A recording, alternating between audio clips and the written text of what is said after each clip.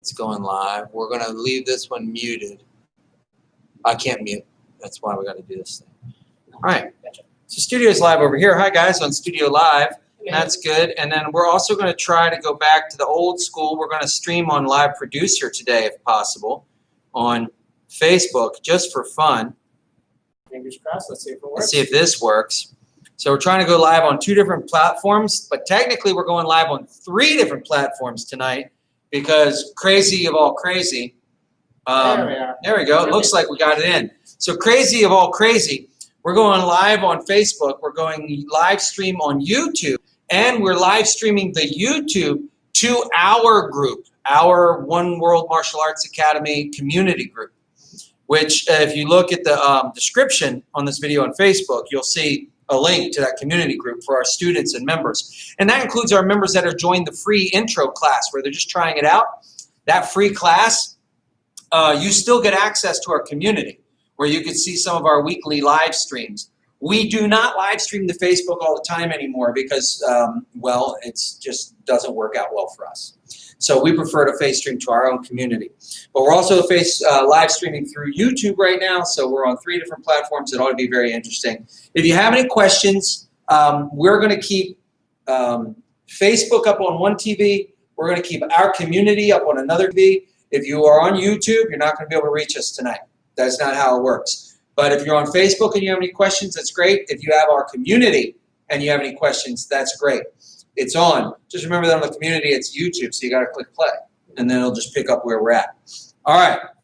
So having said that, it is going on 6:30. We're going to 7:15. And the reason I wanted to do this today is we've got a class tonight to answer some questions that literally has nothing to do with your belt rank and everything to do with one of the fundamental concepts we teach in One World Martial Arts Academy.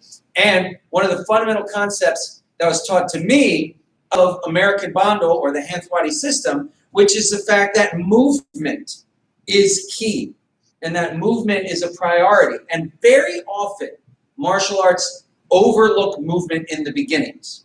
It's a common complaint on sport-based martial systems that traditional-based martial systems don't do enough movement.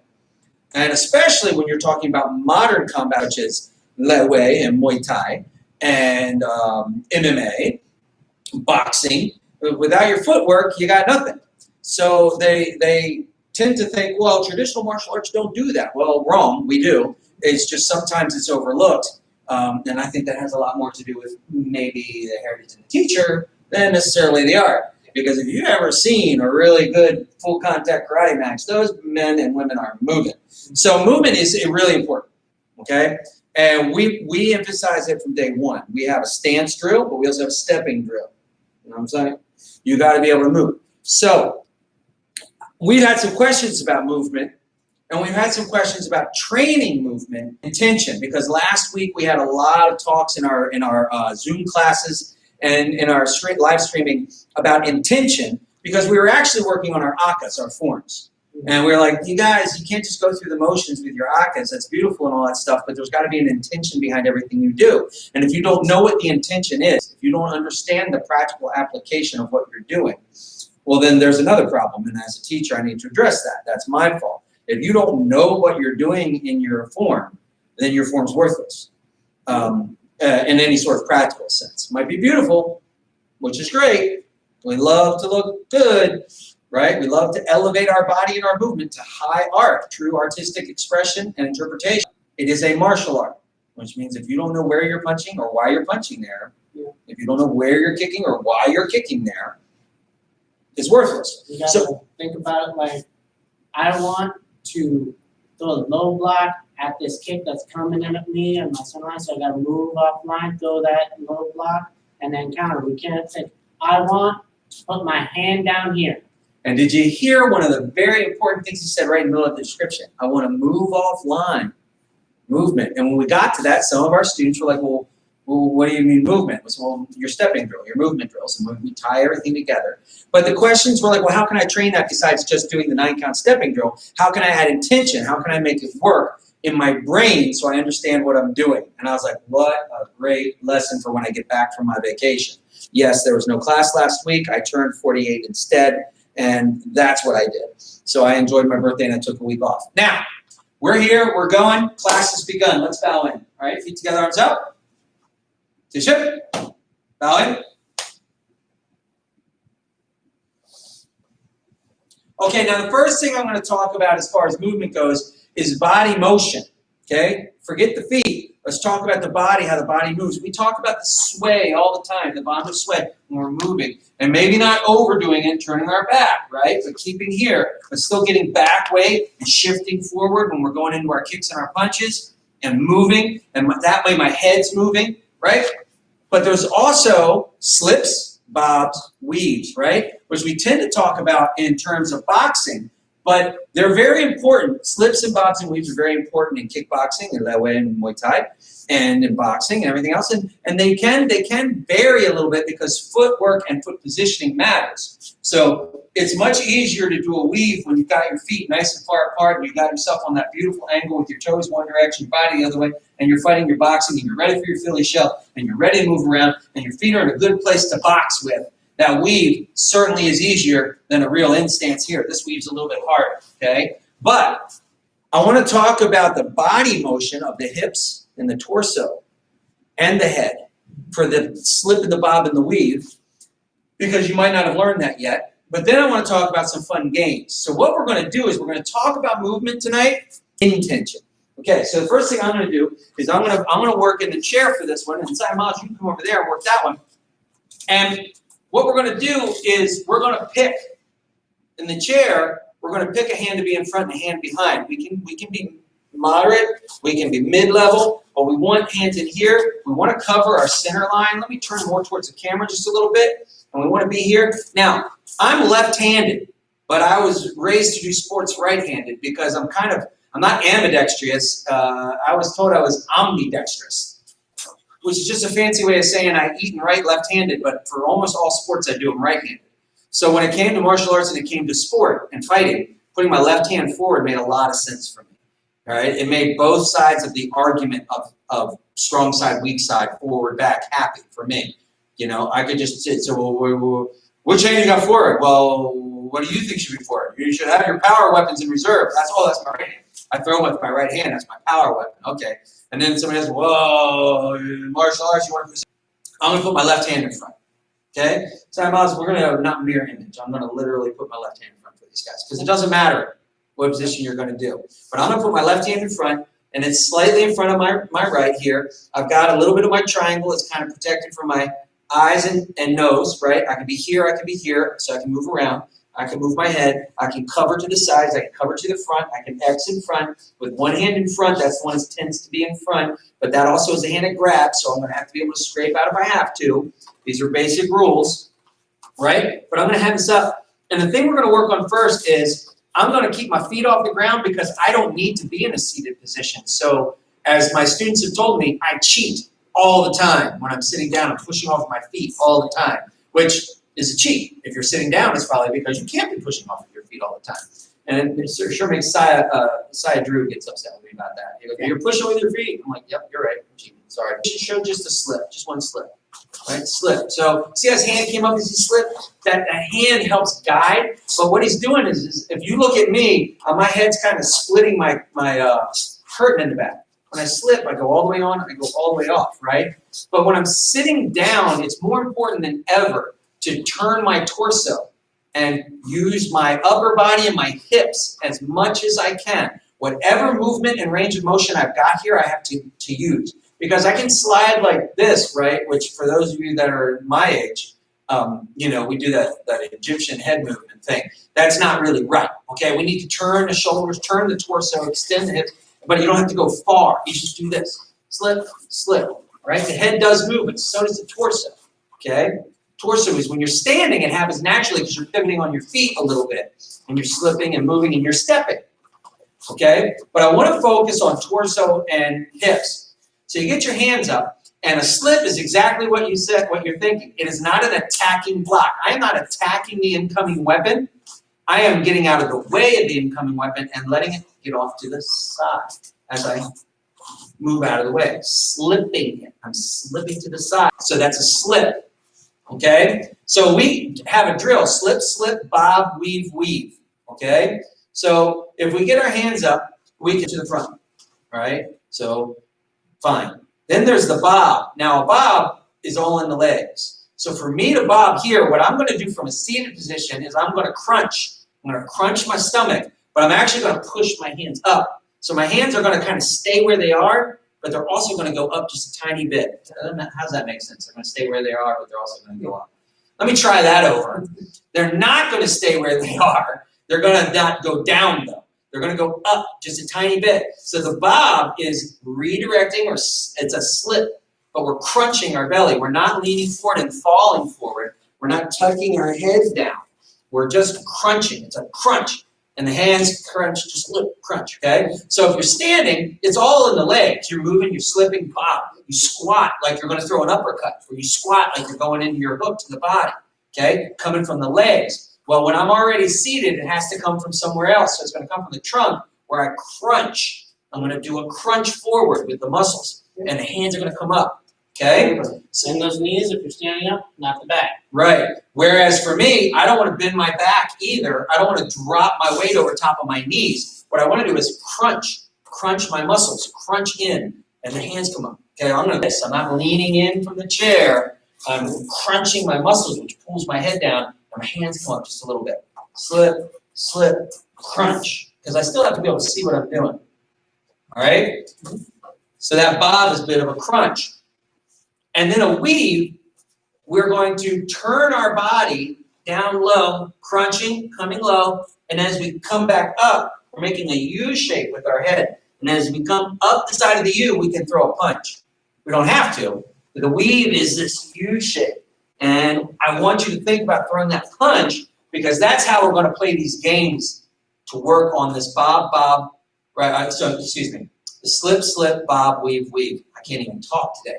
See, 9 days vacation is about 7 days too long for me. I'm totally lost. Still on vacation. Still on vacation. So, most people stuck at home this summer have several of these, because by now you've bought a small dog pool and everybody's laying in it. All right, maybe you got an above ground pool. I heard Intex has a million of them out there today, this year. So, everybody's got a pool noodle, or you can go and get one. Pool noodles are fun, they're cheap, they're expensive, and they don't hurt. Yeah. Okay? So, Pillow would work too. pillow would work, but Whatever you got. the game is this.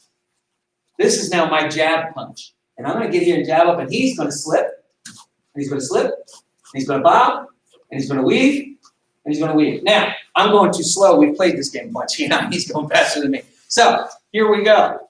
And we're not trying to trick him. I'm not trying to go, oh, gotcha, right? No, I'm throwing a punch at his face with the pool noodle. That's what I'm doing, all right? And now his intention is to get out the way. And the first slip, he's going to lean back. So if this is his back foot, so he's actually going to lean that way. He's going to parry. 1, boom, okay? 2, boom, okay? So he's moving one way, then the other way. Then he's going to do his bob, bob, boom, okay? And then weave, right? And weave, good. And you see what he did? As he starts to do his weave, he's throwing a punch. Now watch where the punch goes. The punch goes down the pool noodle. Okay? He's not punching over here, and he's not punching over there. He's punching where the person punched. And the reason he's doing that is in a real punch, as he weaves, he's going to punch over top of me, right? As he weaves, you going to weave that way? Good. Boom. Boom. He's weaving inside the punches with that weave. Coming up, boom. Coming up, boom. And he's punching right down the line I punch. He punches over top of me or inside of me. So it's a fun little game to play with the pool noodle, because I don't have to get hit, which is kind of nice. All right. So, everybody find something. You don't have a pool noodle like Simon said, you can use a pillow, you can do anything like that. If you've got a kicking shield, you can use it. Okay, if you've got a Muay Thai bag, you can use it. But once you start using these things, you got to be a little more careful. Okay, got to be a little more careful about, I could actually really punch with this, and I don't want to hit him. I want him to learn how to do this first. We'll get to real punching later. So I'm just going to hold it out there, and I'm giving him attention. So that's the fun. Now, if we started to get faster with it and everything else, eventually I'd start hitting him, and you'd realize, oh, I got a lot to learn with this. And that's cool. And that's cool. As long as you're training with someone you can trust to do that. Okay? But it's a great game. Now, once you get comfortable with that, if you are a standing student, you should be moving. Move. Now, it's a little different. If he's moving, he can really move. Right, now he's really getting out of the way. Good. Right, and I'll leave it here. Right? Sometimes I'll leave it here. Sometimes you don't. Sometimes you do this. Right? But it's a game, and it's a fun game, and you're moving around. And how do you work that game? Well, first you learn how to do it, and then you put on a timer for 2 minutes, and you have a 2-minute shadow boxing round where his job is to bob, slip, and weave, and he can do whatever he wants. You don't have to go slip, slip, bob, weave, weave. You can go slip, bob, slip, weave, bob, right? Slip, slip, right? And move. Yes, you totally can. The punch, right? We punch, go punch. So that's a really fun game that you can play, and you can play that at white belt, yellow belt, orange belt, green belt, blue belt, purple. It doesn't matter. It's a great game to play, and it's a great way to deliver the intention and develop the idea of what you're actually doing with those movements. And you'll start to notice things like hold that noodle. I do my weave and punch with the wrong hand. That happens a lot. I'll weave under here and oh wait a minute, no, it's got to be this hand. Oh, okay. So that means downward. So if you don't crunch forward and your hands come up just a little bit, you've got to crunch, and the hands have to rise. Boom. You got to intercept that punch.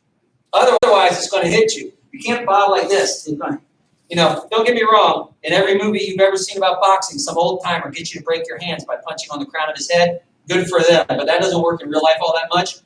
It's a very hard part of the head, but you don't know if this person is really punching you with a bare knuckle fist. You don't know if he's grabbing you. You don't know if he's going to grab your hair. That's why I shave my hair. I have natural, beautiful, long, flowing locks of hair.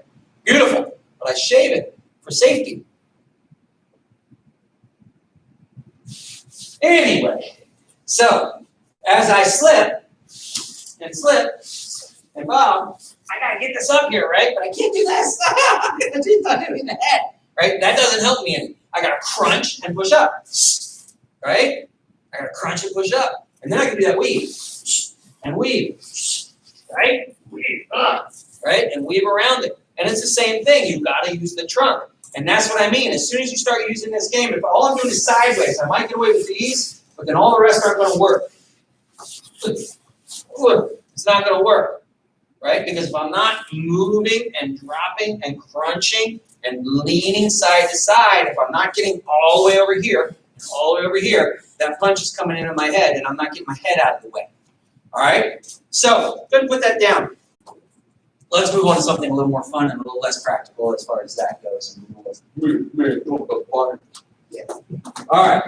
Just because I was talking about the square form, I put my crane here, right? And I did my crane because I don't want to do this and start twisting my legs and tripping over myself. So one of the reasons to go to a crane is to control your leg in a way that you've done so many times, you don't have to think about it. So when he comes in and does that, I'm coming in here and I'm locking myself and protecting myself, but I'm not staying here.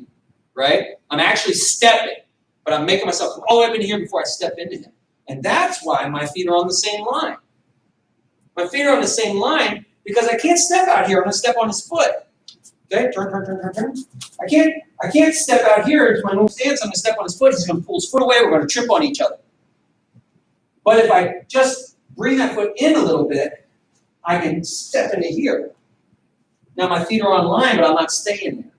So when I step in and drive into this guy and I turn into my H stance right away, I have plenty of good balance. And that's why in that square form, we step in on a straight line and turn into our punch. So you're stepping right in between your opponent's legs. Okay? Now, there's a traditional concept involved in that, not very sport-oriented at all. Okay? But the concepts do translate. If this is my bad guy, and I want to go in my arc and my circle, I still want one foot in front of the other. So when I'm doing my half steps, I still want to keep this foot in front. When I'm moving in an arc, I still want this foot in front. I don't want to be doing this. Okay, I don't want to be shuffling with my feet together. I don't want to be shuffling around. Technique. And power. And speed. It's almost like I taught him that. All right. But he's absolutely right. Technique, power, and speed. Let's get the technique down. And since it's movement we're talking about, let's work them, okay?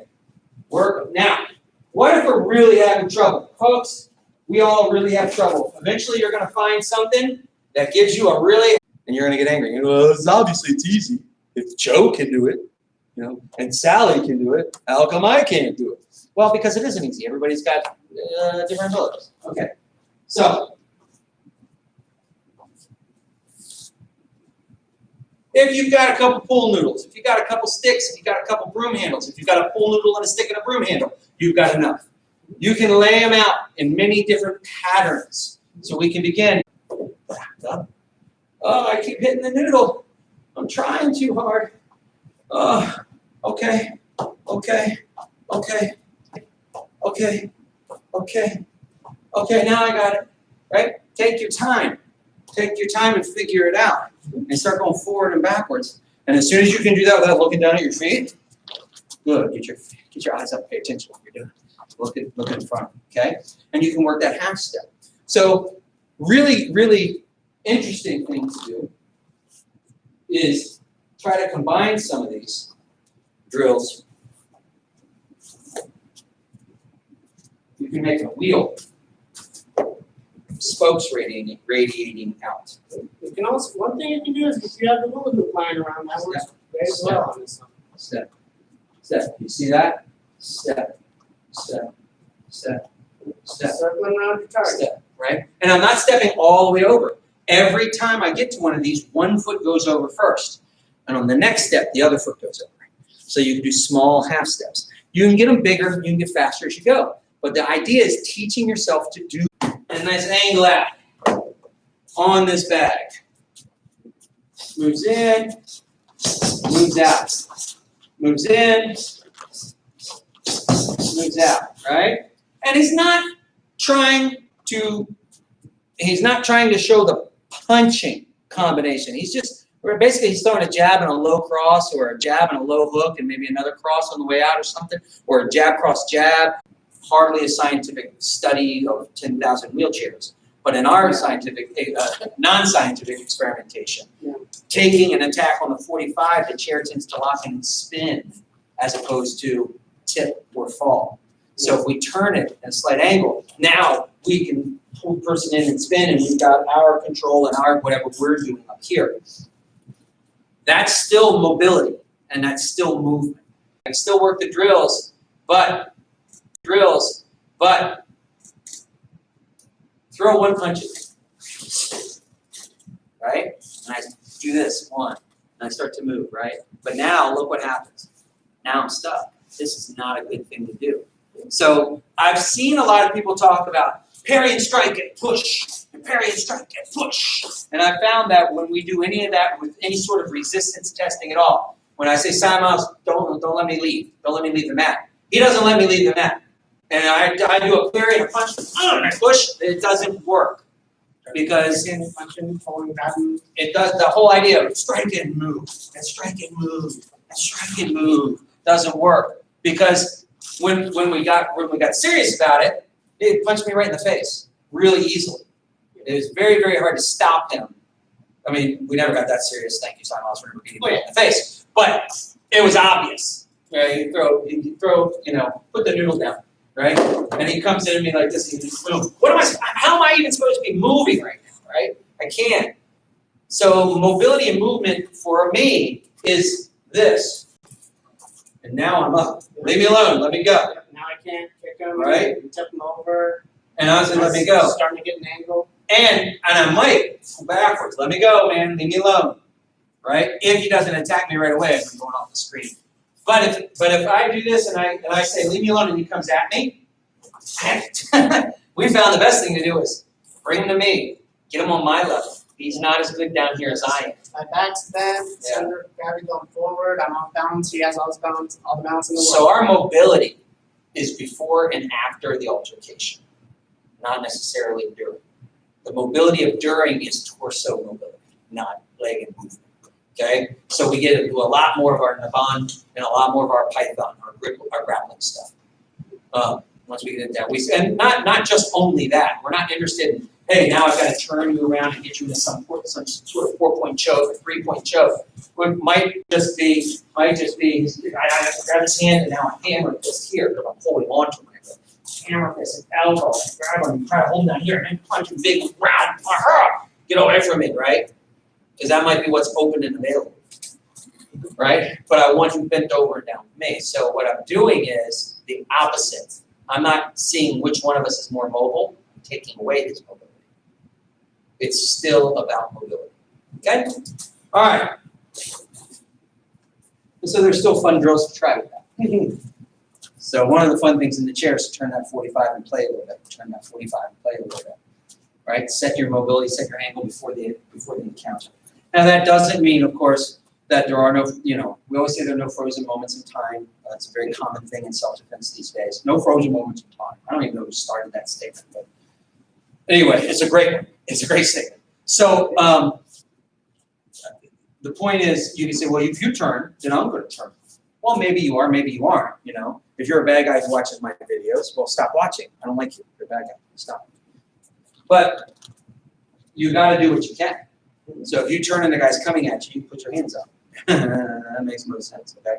So those are some of the movement concepts we're talking about, where you can play games with bags and stuff and make it a little more practical and get your intention. But none of that's any good if you're not going to then take it and apply it to the question you're actually asking. So in this case of the square, I'm low, and I'm doing my 1, 2, and I'm in this weird stance, and I'm going to fall over, and I can't. Why am I standing on line here? Right? Well, I'm not standing on line here. I'm stepping right in between the bad guy's arms, slamming them with my forearm, and punching them. Now I'm in an H, and that's real good balance, side to side. So I'm not standing with my feet in line. I'm stepping into an H stance and throwing a block at the same time. It's movement. It's mobility. It's not a stance. It's not H stance to crane stance to foot in line stance to H stance. There's no foot in line stance. It's mobility. Apply that. You should never be still. You should never be static at that moment. You should be stepping into this guy and punch him. Okay? You shouldn't be standing still. It's mobility. And a lot of times when we get a question about stances, that's great. Contact us and contact your school district. See the COVID-19 and the schools starting back up as to what's working and not working for you, and we're going to try to tweak our program. And it's time, and I'm done. This is it. I'm out of brain juice. My vacation has just worn me out. Feet together, arms up. Tisha, and back.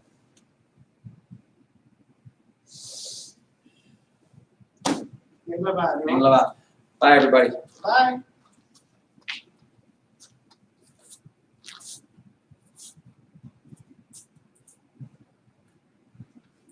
Well, I've finished Facebook 3 times and it just wouldn't stop. Goodbye, everybody on YouTube. You guys are great. Bye.